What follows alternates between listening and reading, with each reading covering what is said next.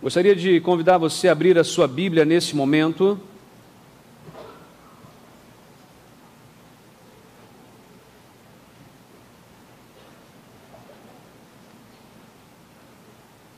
Quero compartilhar com você sobre o tema meu ou nosso.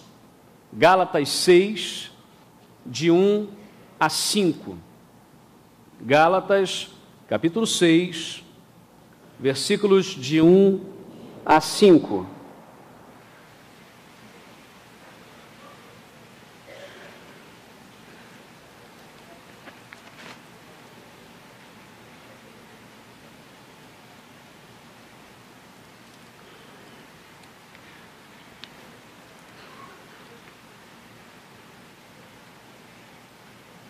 Você que nos acompanha também pela internet, ao vivo ou através de uma gravação, abra sua Bíblia por gentileza. Você que está aqui e não trouxe a sua Bíblia, chega mais perto de quem tem. Você que está com a sua Bíblia, se houver alguém sem a Bíblia perto de você, compartilhe também com essa pessoa, por favor. Gálatas 6, de 1 a 5. Irmãos, se alguém for surpreendido em algum pecado, vocês que são espirituais deverão restaurá-lo com mansidão. Cuide-se, porém, cada um, para que também não seja tentado.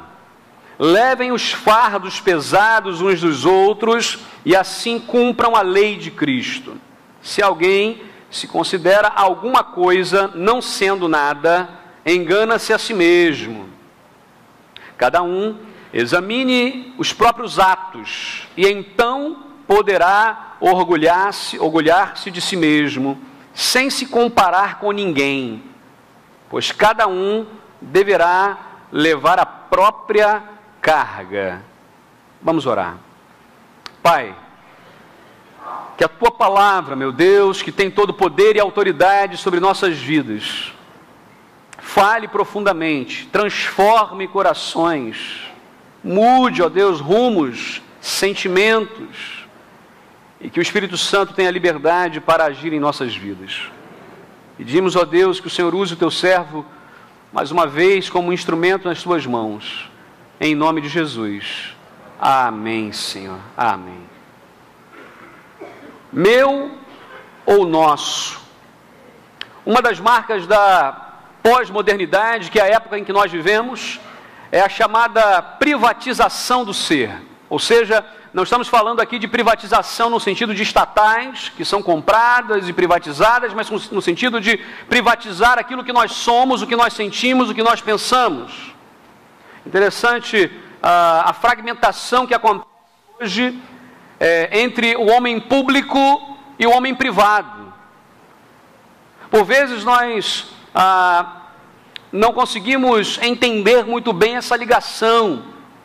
O fato é que, apesar de algumas pessoas serem mais públicas do que as outras, todos nós somos figuras públicas, porque não vivemos fechados dentro dos nossos quartos, incomunicáveis. Pelo contrário, nós nos comunicamos, nós nos relacionamos, nós trabalhamos, fazemos cursos, nos locomovemos, viemos à igreja, vamos a outros lugares.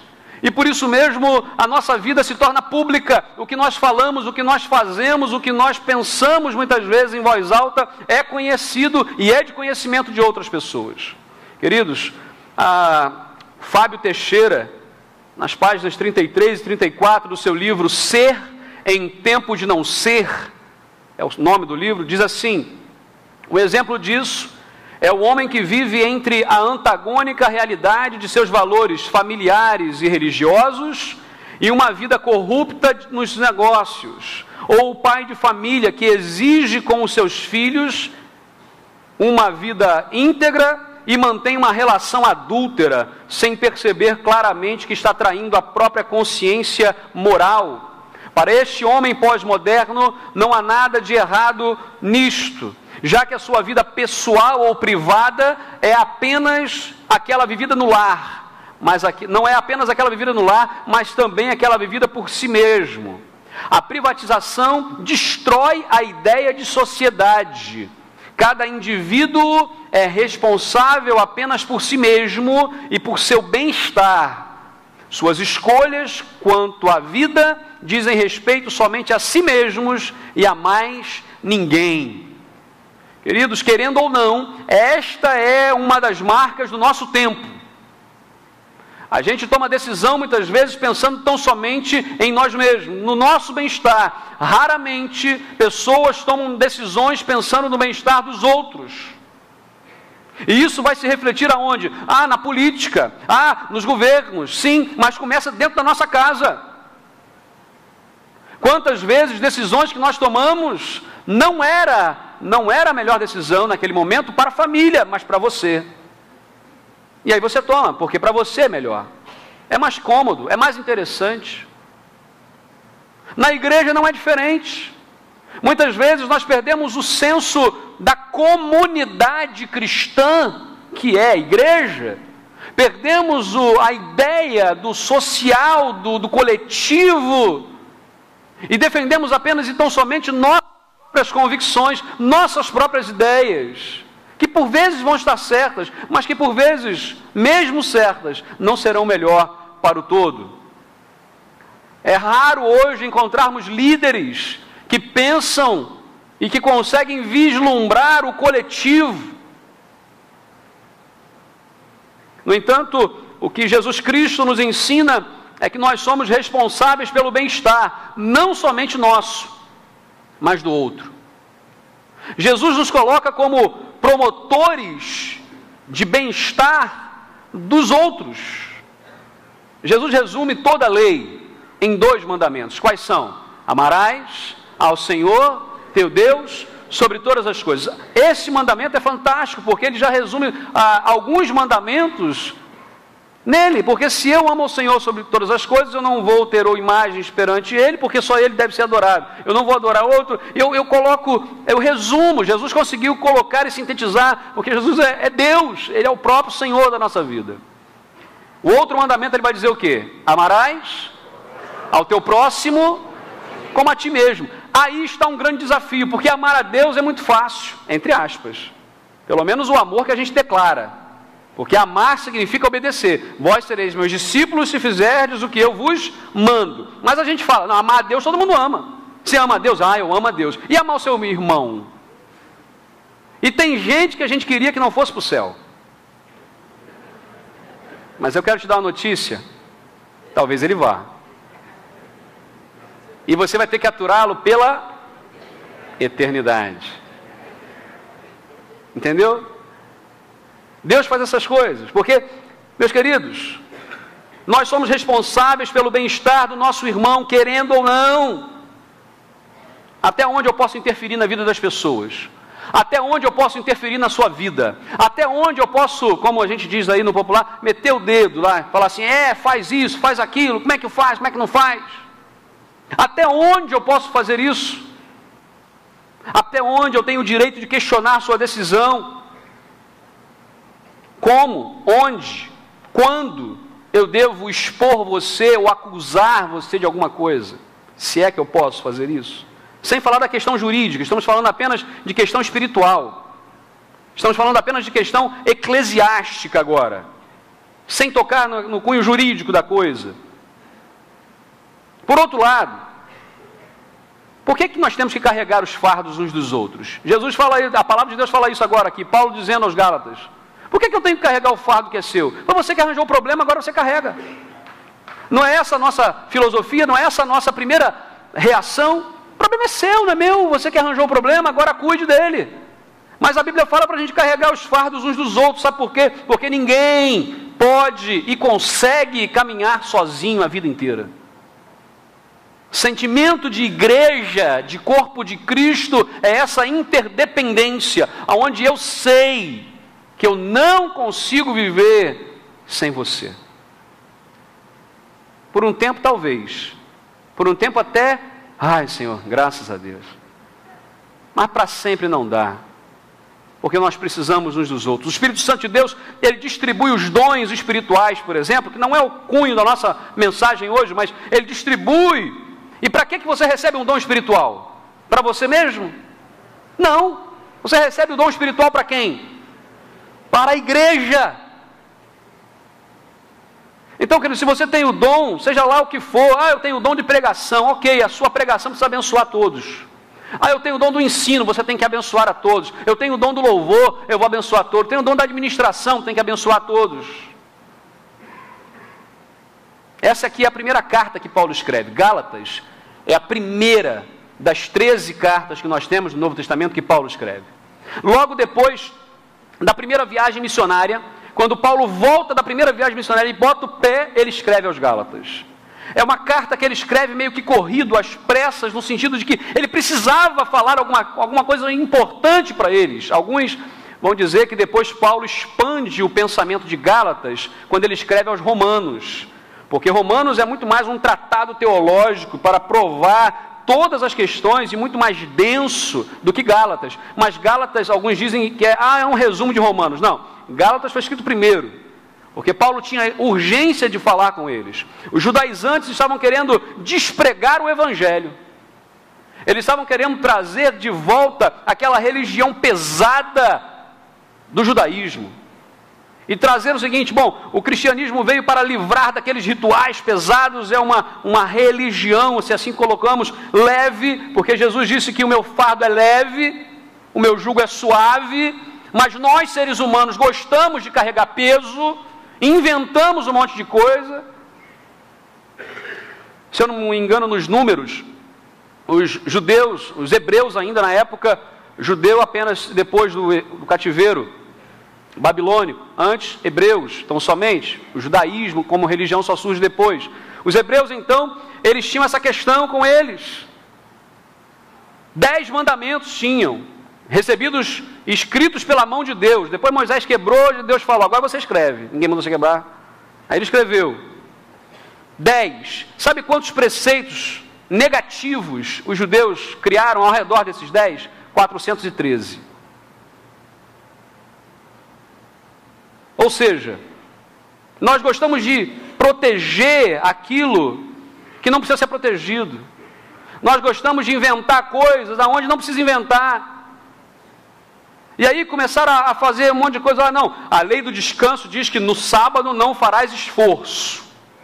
E o esforço eles começaram então, tal quantidade de metros pode andar. Acima disso não pode andar. Onde é que está isso na lei? Não tem, mas eles criaram. Aí, o jeitinho brasileiro, que a gente acha que foi a gente que inventou, não foi o jeitinho hebreu. Sabe o que eles faziam? Eu não posso ir na casa da minha família, porque fica do outro lado da rua. E aí a distância é maior do que a lei permite. Eles amarravam uma corda numa casa e na outra, agora essas duas casas eram uma só. Então eles podiam ir e voltar. E dava o seu jeito. Esse tipo de coisa começaram a ensinar nas igrejas pela qual Paulo havia passado e na primeira viagem missionária. E Paulo então escreve urgente para ele, fala, olha, cuidado com isso. Cuidado com esses rituais, cuidado com esse peso. E eles estavam enfiando goela abaixo do povo. Não, vocês não podem deixar não, isso aqui tem que fazer, isso aqui tem que fazer. Paulo exorta fortemente os Gálatas, para que eles se lembrem da liberdade cristã e que permaneçam fiéis, para que eles valorizem o fruto do Espírito e não as obras da carne, e para que eles se lembrem de que são responsáveis uns pelos outros, como igreja que são. E aí vem aquele dilema, é meu ou é nosso? É minha responsabilidade ou é nossa responsabilidade? Antigamente, você tinha um banco na praça, e estava lá o banco da praça. De quem era o banco? De todo mundo. Então todo mundo cuidava do banco. Hoje, você tem o banco na praça. De quem é o banco? É de ninguém, ninguém cuida. Entenderam a mudança de concepção, a mudança de pensamento? Essa é a ideia. O que eu tenho que fazer? E o que nós temos que fazer? O que você tem que fazer e o que eu tenho que fazer? São perguntas que por vezes esbarram e criam problemas para a gente. Crises de relacionamento. Porque a gente vai falar assim, fulano fez o que eu tinha que fazer. Passou por cima de mim. Criou problema. Fulano fez o que tinha que fazer. Ele tinha que fazer e não fez, é irresponsável, criou o problema. Eu estou aqui sozinho, só eu trabalho, ninguém vem, ninguém tem responsabilidade, criou o problema. Estou falando isso, gente, porque eu estou desde os meus 3 aninhos, 4 aninhos de idade, meus pais estão aí para me ajudarem aí, dentro de igreja, quando eles se converteram. E essas frases não foram inventadas hoje, esses problemas não são problemas de hoje, são problemas da época dos Gálatas. Porque onde tem gente, tem isso. Bom, vamos voltar aqui ao texto. Para saber se é meu ou se é nosso, em primeiro lugar, versículos 1 e 3. Cuidado com a soberba. Diz o texto, irmãos, versículo 1. Se alguém for surpreendido em algum pecado, vocês que são espirituais deverão restaurá-lo com mansidão. Cuide-se, porém, para cada um, para que não seja tentado. Versículo 3. Se alguém se considera alguma coisa não sendo nada, engana-se a si. Muitos acham que não vão errar. Muitos acham que não vão errar. Por isso, vão sempre criticar e estar insatisfeitos. Porque se eu acho que não cometo erro, ou que os meus erros são muito leves, todos os outros cometerão erros pesados. E serão merecedores da minha crítica implacável. Deveriam talvez ser críticos de arte. Ou críticos de restaurante. Crítico de restaurante é uma profissão muito legal, eu queria ser. Talvez eu concilie, o ministério com crítico de restaurante. Eu vou, como de graça, uma boa comida, e depois vou avaliar. Não fez a comida. Não sabe como é que foi para fazer a comida. Inventar aquele negócio, temperar, fazer, o esforço, a quintura do forno. Mas sentar numa sala com ar-condicionado, numa mesa bem posta, com um arranjo bem bonito, um prato elegante, talheres de prata, inventando o negócio, E aí você vai comer aquela deliciosa comida e depois vai dar uma nota. Hoje nós vivemos uma época que nós perdemos um pouco a nossa identidade como pessoas e nos transformamos em consumidores. É o Código de Defesa do Consumidor, artigo 6º, então tal, não sei o quê. E eu preciso reclamar, eu preciso saber, ok, isso é interessante. Mas e na vida como um todo, nós também nos tornamos consumidores. Consumimos nossa família, consumimos a igreja, consumimos. Às vezes a gente senta em um local e às vezes tem gente que tem a petulância de nunca ter dado 1 centavo de dízimo e criticar que o ar-condicionado está fraco. Isso é pecado. E não sou eu que estou dizendo, não. Queridos, a verdade, isso é sinal de imaturidade espiritual. Agora imagine o seguinte, uma pessoa que considera, porque nós somos assim, e fomos ensinados talvez assim, de que crente não pode errar. E olha o peso que nós carregamos, tanto psicologicamente falando, quanto espiritualmente falando, de não errar. Como é que eu não erro? Todos nós erramos o tempo todo. Nós cometemos erros, às vezes grosseiros. E aí quando a gente tem aquela questão, eu não posso errar, mas eu errei, e agora? Aí eu fico pesado. E aí a corrida que deveria ser leve, ela se torna pesada, e eu vou me prostrando. A figura do cristão, do livro de John Bunyan, o peregrino, que carregava um peso, e somente aos pés da cruz e da sombra da cruz é que ele largou o peso. Mas que depois tentaram colocar peso de novo sobre ele, e ele precisava estar armado com a espada, com o escudo, com os sapatos, com a couraça, e estar ali lutando. Como é que é a vida de alguém que não pode errar? Sabia que tem gente que não pode errar em suas profissões? Por exemplo, o controlador do tráfego aéreo. Um erro. Imagina a situação. Tem os instrumentos, sim, mas tem nuances que os instrumentos não pegam, e que o ser humano está ali. Imagina um erro. Duas aeronaves se chocando no ar. Duas aeronaves, uma pousando e uma decolando, baterem. Imagina a loucura que é. Essa pessoa não pode errar. Imagina a pressão que essa pessoa tem. Por isso eles têm horários diferenciados, eles têm uma série de questões, de normas, para que eles não podem errar. Agora, quem é que não erra na sua vida cotidiana? Jesus, ele olhou uma vez para uma mulher em que todos estavam ao redor dela e queriam apedrejá-la naquele momento porque era acusada de adultério, e aquela cultura dizia que a lei, olha só, dizia que se aquela pessoa fosse acusada, a mulher acusada de adultério, deveria ser apedrejada. Jesus então olha para aquelas pessoas e fala: ok, quem é que não tem pecado? Atira a primeira pedra. E as pessoas vão saindo, e vão saindo, e vão saindo. Jesus chega para ela e fala assim: ok, você pode ir embora para casa. Foi isso que Jesus falou? Não. Vai e não peques mais. A palavra de Jesus não é de passar a mão na cabeça, igual muitos pais têm feito com seus filhos. O filho erra e, não, tudo bem, filho, vai, não, tudo bem, tudo bem.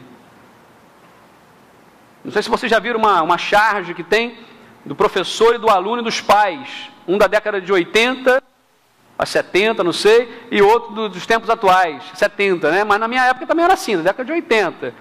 Se o filho fizesse alguma coisa, ou tirasse uma nota baixa, os pais iam à escola, o professor falava e os pais brigavam com o filho. Como é que você tira uma nota baixa dessa? Como é que você faz um negócio desse? Hoje é o contrário, você vai na escola e você briga com o professor. Quem mandou você chamar a atenção do meu filho? Você não é pai dele, não é mãe dele? E a criança, o adolescente que está em processo de formação, seu caráter já corrompido pelos próprios pais, porque se agem assim, já estão corrompidos, eles começam a crescer. E vemos hoje no mundo quase de anarquia. Porque ninguém respeita mais ninguém.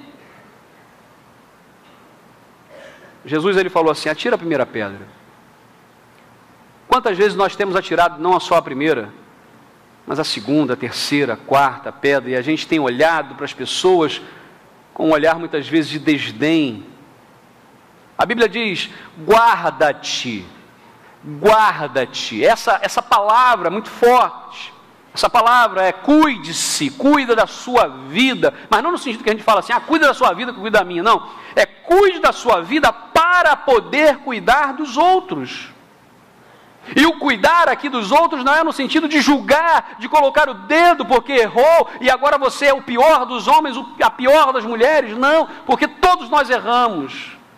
Agora, o erro não pode passar em branco, ele precisa ser trazido, a gente precisa mostrar, abraçar e amar essa pessoa. Quantas pessoas estão fora da igreja? Porque no momento em que erraram, e todo mundo erra, mas esconde, mas quando apareceu, todos chegaram e a expulsaram. Precisamos de pessoas para tratar, cuidar, restaurar. Somos restauradores da obra de arte de Deus, que é o ser humano.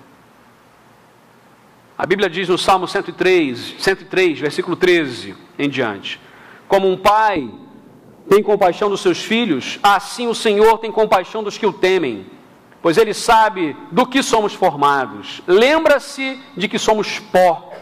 A vida do homem é semelhante à relva. Ele floresce como a flor do campo, ele se vai quando sopra o vento e nem se sabe mais o lugar que ocupava. Mas o amor leal do Senhor, o seu amor eterno, está com os que o temem, e a sua justiça com os filhos dos seus filhos, com os que guardam a sua aliança e se lembram de obedecer aos seus preceitos. Amém? Uma das cenas que mais me marcou quando eu ainda era adolescente foi lá no cemitério de Inhaúma. O avô de uma amiga de infância havia falecido e nós fomos. Foi a primeira vez que eu fui a um cemitério. E nós andando lá, e todo mundo naquela questão, e de repente em um determinado local, num canto, havia um saco desse tamanho, cheio de ossos humanos. E pedaços de roupa, de terno, rasgados assim.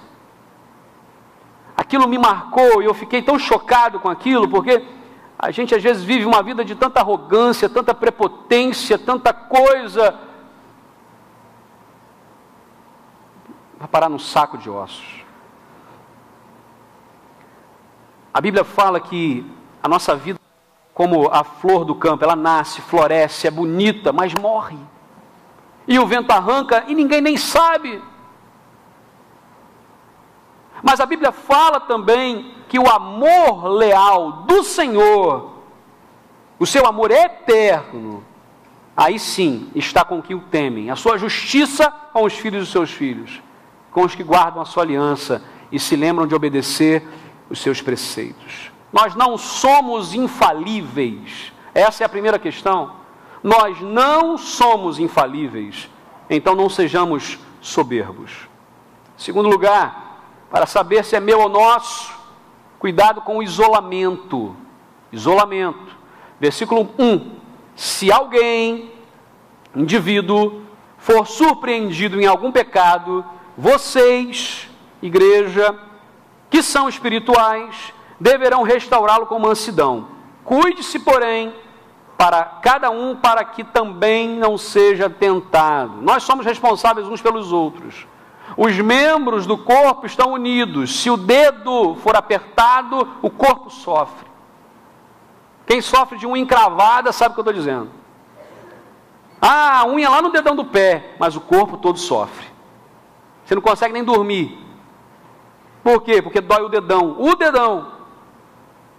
Imagina outras coisas principais, ou mais graves, ou complicadas, ou mais sérias, mais profundas. Achar que não temos responsabilidade uns com os outros é sinal de imaturidade. Por vezes eu escuto essas frases, não é problema meu. Muito cuidado com essa atitude. O problema de um é problema de todos. A Bíblia vai dizer, corrigiu com o espírito de brandura, como diz Almeida, Revista Corrigida. Corrigiu com o espírito de brandura, com mansidão, restaura com mansidão. Essa expressão aqui, corrigir, restaurar, era um termo que era usado em alguns locais. Um deles era um termo médico.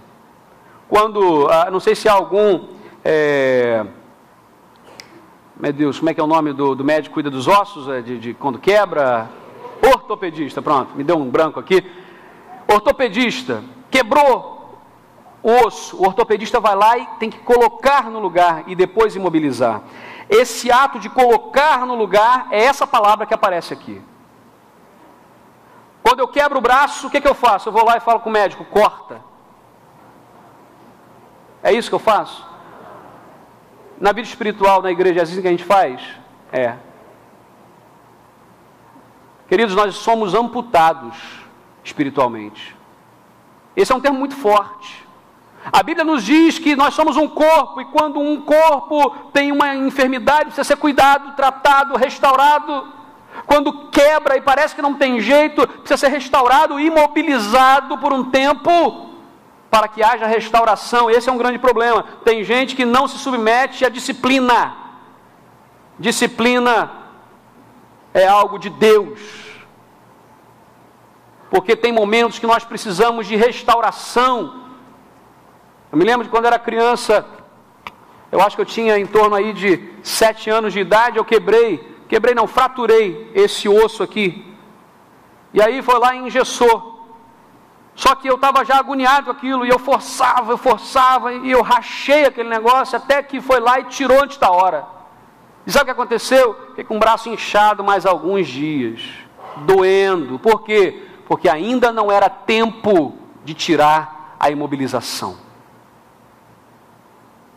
Se Deus está tratando da sua vida, meu querido, aceite a disciplina de Deus. Se o seu líder espiritual tratar de você, aceite a liderança, aceite a disciplina, porque é para a sua restauração. São coisas importantes que nós temos que colocar diante de Deus, da igreja.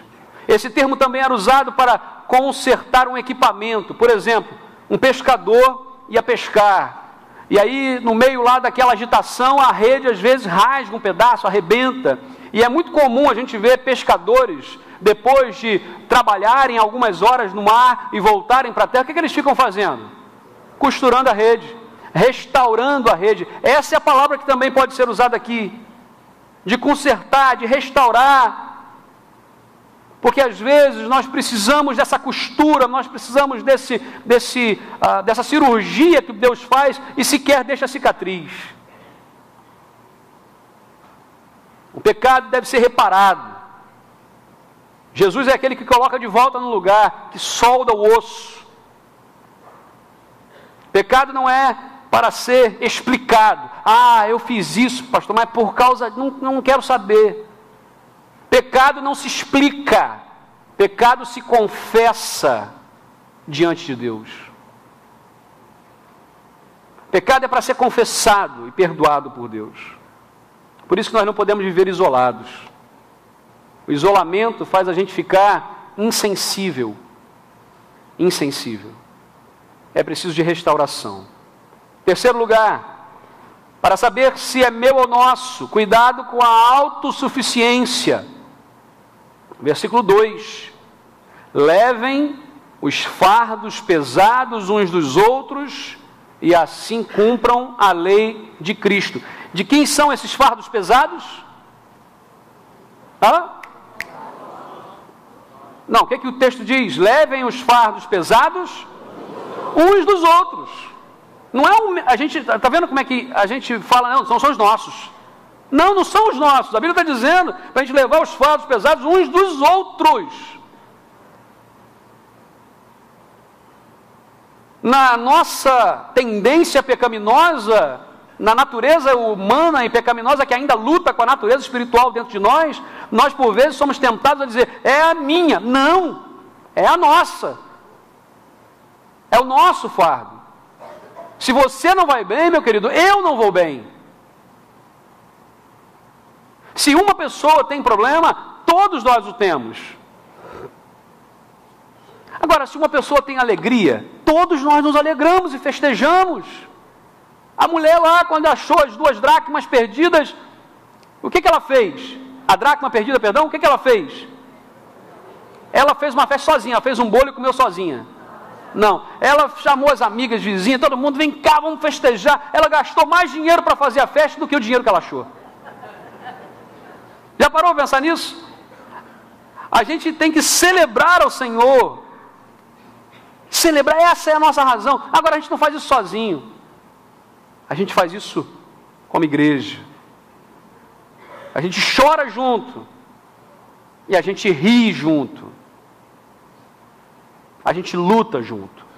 A palavra carga que aparece aqui no versículo 2, presta atenção, porque no versículo 2 aparece a palavra carga ou fardo, e no versículo 5 aparece outra palavra, carga ou fardo. Estou falando agora da palavra que aparece no versículo 2, que é diferente no original da que aparece no versículo 5. No versículo 2, a palavra aqui é algo tão grande, pesado, que eu não consigo carregar sozinho. Por exemplo, vamos descer esse piano, porque nós vamos usar esse palco. Aí eu vou pegar o piano e vou falar assim, agora eu vou levar o piano. Não dá. Olha que eu sou forte, hein? Mas não consigo. Por quê? Porque sozinho não dá para carregar esse piano. Eu tenho que ter ajuda aqui de uns 8, 10 homens. Aí a gente vai pegar aqui, vai levantar e vai carregar para onde a gente quiser. Porque a gente não está carregando sozinho. A palavra que aparece aqui é isso. Precisava-se de mais de uma pessoa para carregar. Porque nós não somos autossuficientes. Precisamos de ajuda. Tem coisa na nossa vida que nós não damos conta sozinhos. Tem coisa na nossa vida que a gente não dá conta. E a gente quer dar conta. E aí a gente sofre. E aí começa a reclamar. E aí começa numa autocomiseração. Sabe que essa palavra autocomiseração é sentir pena de si mesmo. Tudo seu é pior. Meu carro é ruim, meu é pior. Minha saúde é ruim, a minha é pior.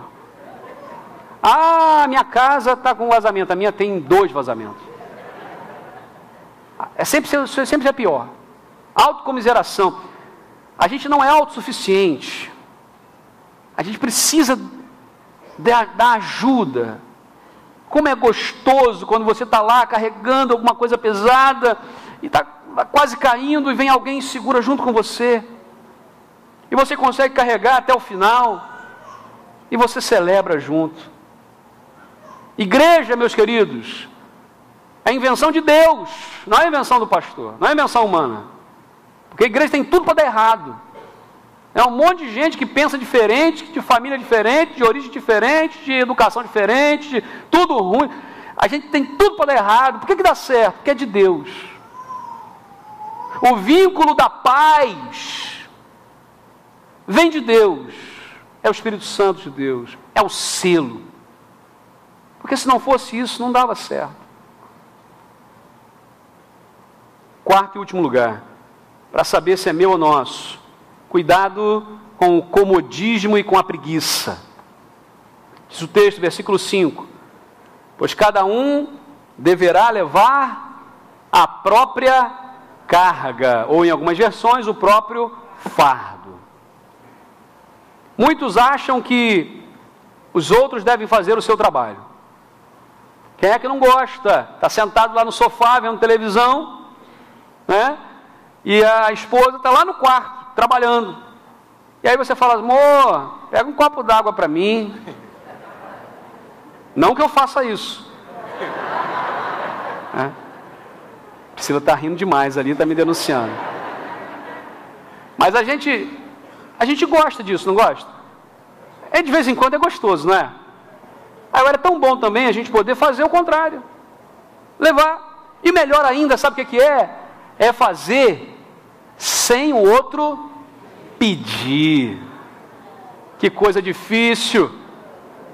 Que coisa difícil. Você que é filho, criança, adolescente, a gente vai nesse nível aí, jovem, adulto, seja quem for, mas você vai lá e olha, fala, peraí, meu esposo está assistindo um futebol agora ali, peraí, rapidinho, vai lá, aí pega, faz um sanduíchezinho, um suco, uma maçã, vai lá, meu querido, toma aqui. Benção, hein? Agora vamos ao contrário, a esposa está lá, passando roupa, suando, tal, aí o maridão chega lá, meu amor, só um minutinho, não, vem cá, aí senta lá, aí dá um sanduíche com suco, com tudo para ela, e vai lá e passa a roupa para ela. Você sabe que eu estou frito agora? Deus manda a gente falar os negócios que a gente fala, depois a gente se enrola. Essa semana eu vou ter que passar roupa. Amém, irmã. Sabe, a Bíblia nos ensina que nós precisamos fazer isso com alegria, nos colocar à disposição. É tão gostoso, na igreja, vamos trazer para o ambiente aqui eclesiástico, né? O que você está precisando? O que eu posso te ajudar? Normalmente não se mete não. Isso aqui é meu, essa sala é minha. Não entra aqui não. Estou falando com você? Não vou nem olhar agora para ninguém assim, né? Para poder ninguém falar assim, está olhando para mim. Sabe por quê? Tudo que tem aqui, meu querido, deixa eu falar uma coisa para você. Todo esse patrimônio, é bom que o pastor Sebastião está aqui 42 anos, a igreja tem 54 anos. Tudo que foi construído aqui não foi construído por você, pessoa, sozinho. Tudo que foi construído aqui foi construído pela Igreja de Cristo, pela misericórdia de Deus, homens e mulheres que já passaram por aqui, alguns já estão na glória, alguns estão servindo em outros lugares, e alguns ainda estão aqui, e você que está chegando, e eu que estou chegando, e todo mundo aqui junto. Todas as salas, todas as lâmpadas, todos os ar-condicionados, todos os patrimônios, todos os bancos, tudo isso é de todos nós, é da Igreja de Cristo. Esse é um conceito difícil por vezes. É difícil, mas é de Deus para nós. Sabe uma coisa que irrita qualquer líder? É quando você está convocando as pessoas e dando tarefas, distribuindo ali coisas importantes que devem ser feitas, e alguém fala assim, eu não posso pegar isso aí não, mas conta comigo. Você já sabe o quê? Não vai fazer. Esse negócio de pode contar com o meu apoio. Isso é muito complicado. Ou você pega ou você não pega. Apoiar, todo mundo tem que apoiar. Todo mundo. A Bíblia diz, cada um deverá levar o seu próprio fardo. Ah, pastor, pegamos aqui uma contradição bíblica, porque no versículo 2 diz que nós devemos levar as cargas uns dos outros, e agora aqui no versículo 5 diz que você deve levar a sua própria carga. Só que a palavra que aparece aqui, e o original do Novo Testamento foi escrito em grego, a palavra é diferente. Enquanto a outra palavra dava a ideia de um objeto grande, como um piano, um banco, alguma coisa grande, a palavra que aparece aqui no versículo 5 era a palavra usada para uma mochila de um soldado. E a mochila, até onde eu sei, ela é para uso pessoal. Eu não posso falar assim, não, me ajuda aqui a carregar aqui essa mochila. A não ser que você vá atrás, assim, fazendo aquele apoio, né? Mas a mochila é para você. O soldado deve levar a sua própria mochila. Quem é militar aqui, já passou por isso, já sabe. É a sua, ali tem o seu colchonete, ali tem as suas coisas, ali tem, é seu, é sua responsabilidade. Quem cuida daquela mochila é você. É você. Você não pode dar para outra pessoa, é sua responsabilidade. Termo militar usado aqui agora. Não deve ser compartilhado.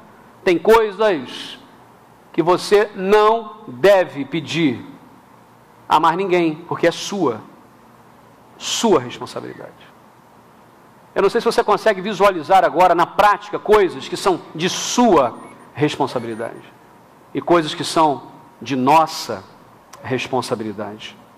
Cuidado com o comodismo espiritual, cuidado com a preguiça espiritual. Não transfira suas responsabilidades. É meu ou é nosso? Esse é o desafio. Há atitudes e responsabilidades que são minhas e há outras que são nossas. Saber qual é qual denuncia o nível de maturidade cristã que nós temos. Maturidade é saber o que é meu e o que é nosso. Cuidado com a soberba, cuidado com o isolamento, cuidado com a autossuficiência, cuidado com a preguiça, cuidado com o comodismo. Sejamos igreja, estejamos unidos em Cristo, sim, mas estejamos unidos uns aos outros. Palavra de Deus aos nossos corações nessa manhã. E que Deus ele confirme isso na sua vida, no seu ministério, na sua família, em nome de Jesus. Feche seus olhos nesse momento. Coloque a sua vida diante do Senhor agora. Eu queria que você agora orasse por você mesmo. Que você orasse pelo ministério do qual você faz parte, ou se você ainda não faz parte, por aquilo que você entende, que você pode ajudar, colaborar, que Deus está chamando você. Peça ao Senhor a maturidade. Maturidade. Para que você consiga discernir o que é seu. É sua responsabilidade, não é de mais ninguém. E o que é nosso. Ou seja, o bem-estar do outro é responsabilidade sua. A felicidade do seu irmão depende de você também. Chega com esse negócio de querer pegar a sua parte e sair, resolver o seu problema. Mas é olhar o todo, ter uma visão mais ampla e saber o que Deus quer, através de você, abençoar toda a sua família, toda a sua igreja, todo esse mundo.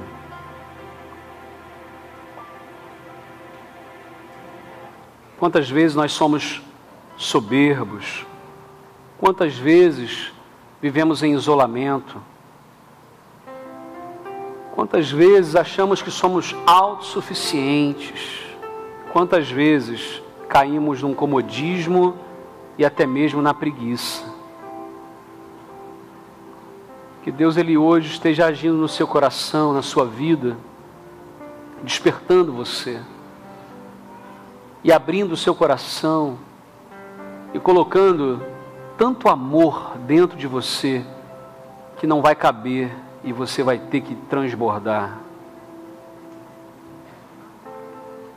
Eu não sei se há alguém aqui nessa manhã que hoje, entendendo a palavra de Deus, diz: pastor, eu preciso de mais sabedoria de Deus, sabedoria para entender o que é meu e o que é nosso, sabedoria para tomar decisões importantes, não só saber, mas também tomar decisões na prática, que reflitam a glória de Jesus. Se Deus está tocando no seu coração, fica em pé onde você está. Eu quero orar por você. Você que é minha ovelha, você que está aqui hoje, Deus abençoe todas as pessoas que estão levantando agora. Você que é espiritual, diz a Bíblia, cuidado também, cuidado. Se alguém cair, você deverá restaurá-lo, mas cuide-se para que também não seja tentado. Então coloque-se em pé e diga: eu preciso tomar esse cuidado, porque por vezes eu tenho facilidade em tropeçar, eu tenho facilidade de sair da graça, eu tenho facilidade porque eu sou pecador, mas eu creio que esse peso foi colocado agora diante do Senhor, e Deus tem muito mais a fazer na minha vida. Fique em pé onde você está, deixa Deus agir no seu coração, deixa Deus agir na sua vida, em nome de Jesus. Louvado seja Deus, louvado seja Deus. Ah, pastor, eu tenho vergonha, as pessoas vão pensar de mim se eu ficar em pé, vão me julgar. Não, a Bíblia fala que quem julgar já vai estar pecando. Então considera agora, é a sua responsabilidade diante de Deus, e que você agora, em nome de Jesus, se sinta quebrantado pelo Senhor, tratado por Deus.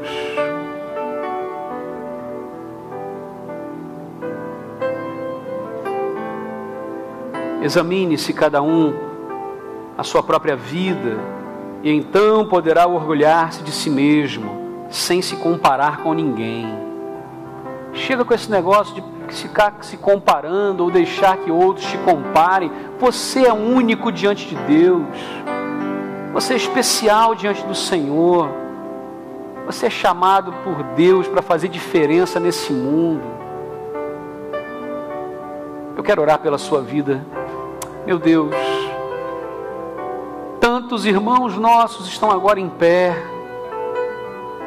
tomando decisões íntimas no seu coração. Que o Senhor, ó Deus, esteja abençoando em nome de Jesus. Quebranta nossos corações, dá-nos sabedoria, Pai, porque nós precisamos uns dos outros. E há coisas, ó Deus, que são nossas, mas há coisas que são minhas. Dá-nos sabedoria, meu Deus, para discernir isso, para saber o que é e o que não é, o que vai e o que não vai. Dá-nos, ó Deus, prudência nas palavras, nas ações, que possamos refletir uma vez mais, pensar duas vezes mais, falar menos, ouvir mais a Tua voz. Meu Deus, em nome de Jesus, abençoa a Tua igreja, porque esta igreja é do Senhor, Pai. Nós estamos aqui, ó Deus, para ganhar essa cidade para Jesus. E nós, ó Deus, precisamos juntos, estarmos unidos, ó Pai, olhar para fora, olhar os campos e ver, ó Deus, que estão brancos para a ceifa. E poucos são os ceifeiros. Nós queremos, ó Deus, ser achados pelo Senhor hoje. Tua palavra diz, meu Deus, que o Pai procura os verdadeiros adoradores. O Senhor está procurando, e nós estamos aqui, ó Deus, para sermos achados pelo Senhor. Que esta igreja, meu Deus, continue sendo um ponto de luz, um refletor de Jesus nessa cidade. Abençoa, meu Deus, cada criança, cada adolescente, cada jovem, cada adulto, cada ancião. Em especial, ó Deus, nesse mês, abençoa a nossa juventude, Pai. Ó Deus, rapazes e moças que estão crescendo, que estão agora entrando no mercado de trabalho, que enfrentam tantos desafios, ó Pai, questões, ó Deus, que estão dentro de si, que precisam do Senhor, ó Pai. Em nome de Jesus, dá bênção à vida deles agora, Pai. Dá-nos, ó Pai, a Tua bênção nesta manhã, perdoa nossos pecados, porque nós oramos em nome de Jesus. Amém, Senhor. Toda a igreja agora fique em pé, por favor, cumprimenta um ao outro e diga ao seu irmão: Deus te abençoe, Deus abençoe sua vida. Diga isso com fé, diga isso com autoridade, em nome de Jesus.